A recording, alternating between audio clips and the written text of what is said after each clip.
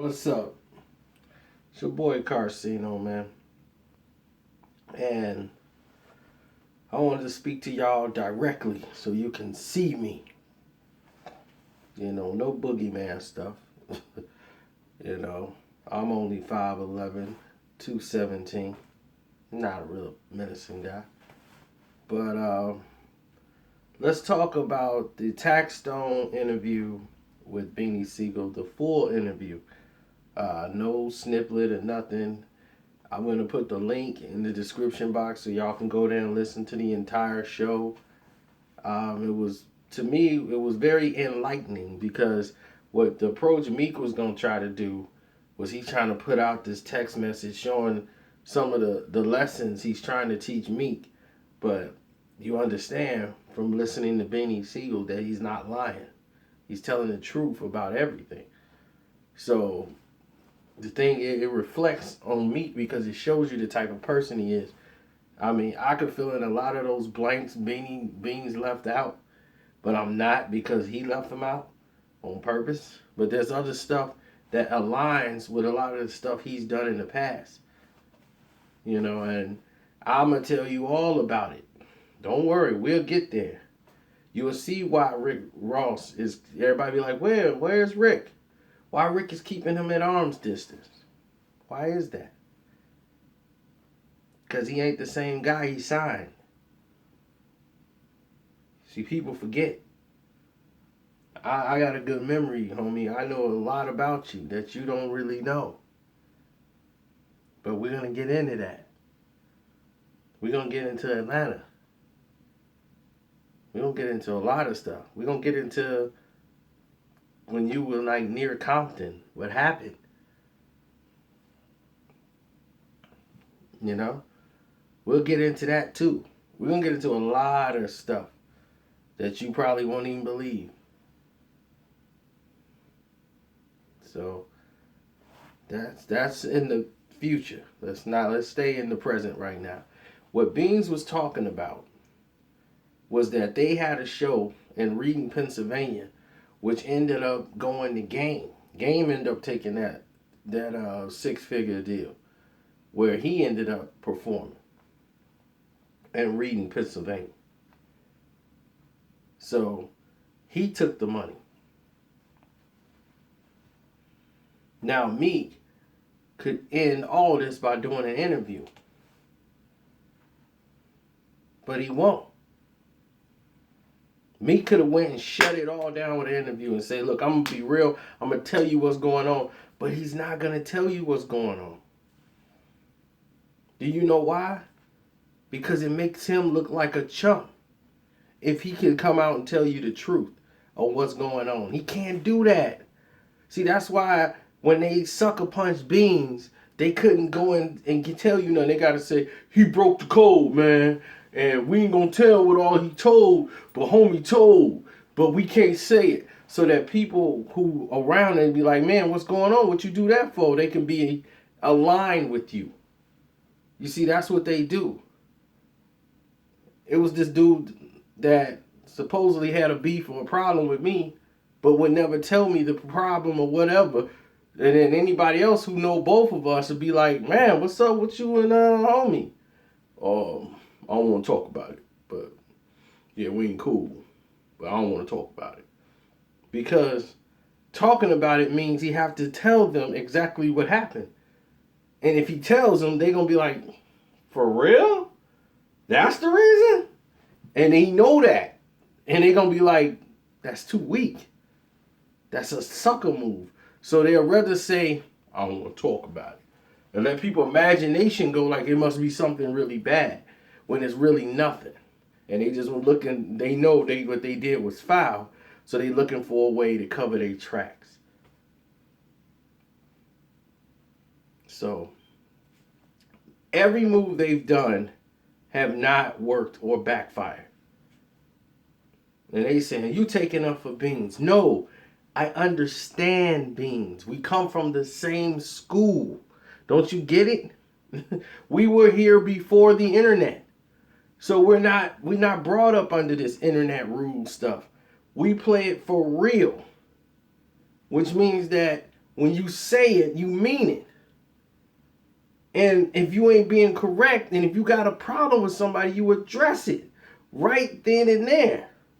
So you wanted to know, why did he go over to Game's side? Or he didn't go over to Game's side. He spoke to Game to make sure everything was 100 with them once Meek told him to fall back. He told you that, and he got the text to prove it. He got everything. Meek didn't come out and deny it. Meek ain't said nothing. Meek gonna try to get people, because he talking about Lil Vert. He's right about Lil Vert. He's got purple hair, he got a purse, he got an earring in his nose. That ain't the type of dude you need at wartime.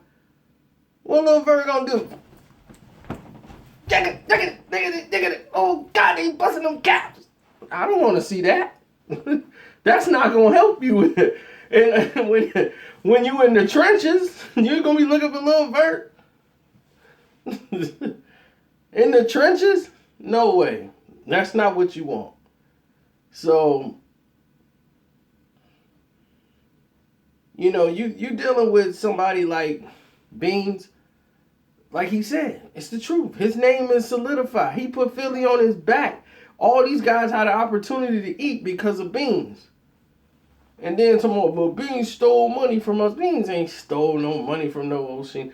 These people just want to come up with any little thing they can to try to justify running behind Meek Mill. It's like, stop it. You down 89-0 in the fourth quarter. It's safe to say you're not going to win the game. It's over. Okay? Try something else. Because this ain't working, bruh. It ain't. I just give people a dose of reality, the truth. See, people want me like, you're being biased. Tell both sides. The truth is one side, baby. It's one side. That's just the way it is. It's straight down the middle.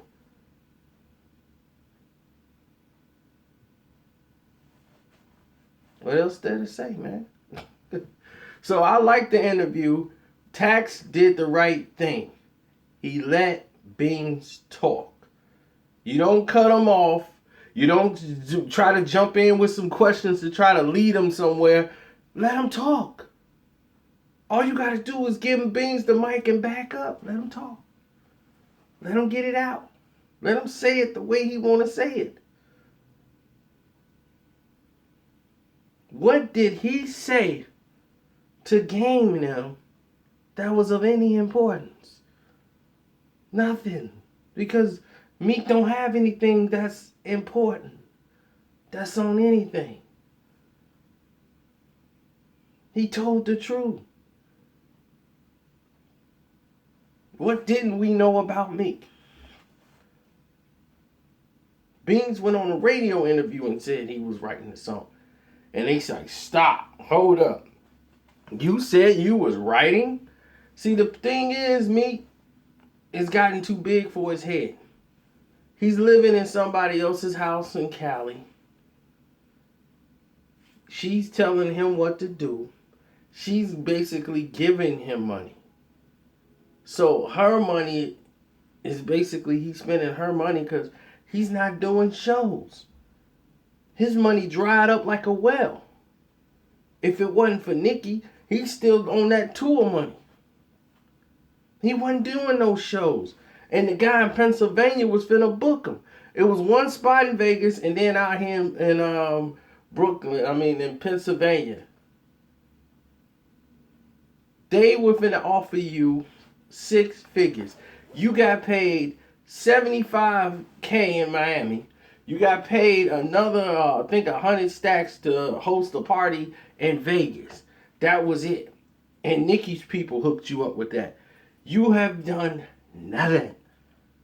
And you got all these people thinking you finna take care of them. Good luck with that. I don't tell y'all don't subscribe to Meek or don't. If you like that kind of music, by all means, go ahead. But to me, I know what he is. I know the shadiness he's done.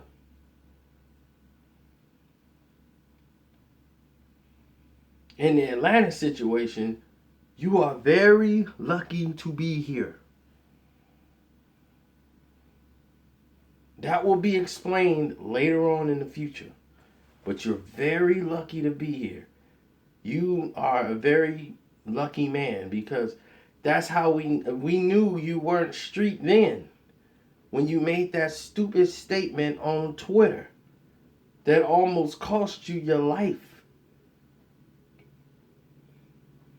That wasn't a smart move. That wasn't a street move. Anybody from the streets, see, you didn't understand that, and we'll talk about it in the future, but people who have to ask for a green light didn't need it no more because you just gave it to them on Twitter. So if they do it and they come back and be like, look what he put on Twitter. He basically said, come and do me. We'll talk about that in the future. And we'll explain what happened in Atlanta. Not too many people know about it. Meek know a little bit. But he know the whole scenario leading up to Atlanta. But he'll be enlightened when we connect all the dots. And he go, wow. Because we know what you do. He sits back. He goes on his little tablet. He's on the internet. He's on the gram. Every day. On the gram. Social media. Twitter. Looking and seeing what people saying about him. He Googles his name. Every day. You see, I got people in Philly. They right at the Temple Hospital, man. They work there. I got people that's work I know people everywhere, man. It's like, you think I would just come to Philly and don't have people that know me somewhere and be like, hey, man, come on out here to Philly. Oh, I can't come out there. Come on, man. I got people everywhere. It's just like everybody else. They got family. You got people you know. People in Chicago hiding out in Philly. Like, look, I'm going to Philly. They don't like New York. They move to Philly. Philly's more what they, in tune with. My Muslim brothers, they pray all day. The House of Yah Israelites, they out that way. So, believe me. That's why I keep telling y'all, don't worry about me. I ain't scared to go to Philly. I'm scared of my strength when I get to Philly on what they might do if somebody tried to harm me. They don't like that. No, not at all. Believe me, the House of Yah will not allow me to be harmed. That's why I don't want to go there to create that controversy, that moment. Because somebody would be hurt. And why do that? I mean, I don't need the YouTube hits. Believe me, if this was about YouTube hits, there's so much you don't know that I could say that would make people just like, I don't like DJ Envy. Don't like him. But I know something that would just blow him up. He wouldn't be able to sleep at night. He'd be so mad. He couldn't even do the show. But I don't say it because out of respect. He didn't do anything to make me want to put that out there. I just say that's not cool to put out there on him. So I don't do that to Envy. But I don't like DJ. Met him a few times because we got mutual friends. Don't like him at all. Don't like his attitude, nothing about him. So people might say he's a nice guy now. He didn't have a Breakfast Club then. I don't think. But didn't like his attitude. He was just getting on and just getting some paper or whatever, and he was just, his attitude was a little too, too light skinned for me. And then Corrupt hates me. So, I mean, that's the truth is the truth. He hates me. He don't like my video I did about him and Foxy Brown, he hates it. He hate part 1 and part 2. Because, see, he don't understand. I could tell the full story and continue it on, which I could have done and made a part 3, which wasn't going to be great. But see, when people look at a story, like if I told a story and somebody else told a story about me, they might tell it in a style I might not be comfortable with, because I wouldn't have probably told everything in the story that make me look bad. I would, because I don't care, but other people wouldn't. They probably like I got a rep. So I'm going to omit that part out. But, I thought we both came to an agreement. I'm going to tell it to you straight. But I thought I did it in a very professional way. And I cut out certain things because I think that's too personal. It's too much in the home. So I don't want to go there. So let me do it that way, because that way it makes sense. So I didn't touch it. But if I touch that, me and him will probably throw hands if we see each other. And I'm a fan of Corrupt. That's the part that sucks. It's like I be at war with people I'm fans of more than anything, except for Meek Mill. Never was a fan. So to me, he can't rap. Don't like his songs. He doesn't follow the beat. He's just doing whatever he wants to do. And I don't know what you said, but I did say, and I told y'all 1,000 times, I don't care that he got a ghostwriter. It's the best move for him, because he sucks. His material sucks. So if he gets somebody who can make it sound organized, like, okay, well, he's, all right, well, yeah, all right, well, maybe Meek, yeah, he's getting better. He needs that. He needs a writer. Believe me, he needs one bad. Because all he got is yes men. You know that. You don't need me to tell you that. He gonna hit that booth up, and it's gonna be a bunch of ghostwriters. A bunch of homies in it. What y'all think of that one? Man, it was cold, man. Oh, man, my face is scrunched. He got them dudes. So that's what they gonna do. They just gonna kiss up to him because he think they gonna give him some money. Or he gonna give him like 20, here's $100. He don't break them off nothing like that. He'll give him some jewelry and change that he got out that he gonna write off as a tax thing on his little LLC. But he ain't on like that no more. He thinking like, man, I got like $4 million. He keep bragging about money. Like, dude, you got $4 million. Nicki gave you that money. You ain't making nothing. And right now, you better try to work with Ross. That's all I can tell you. Because it's finna get spooky for you. Now, you can go pop a willy to that.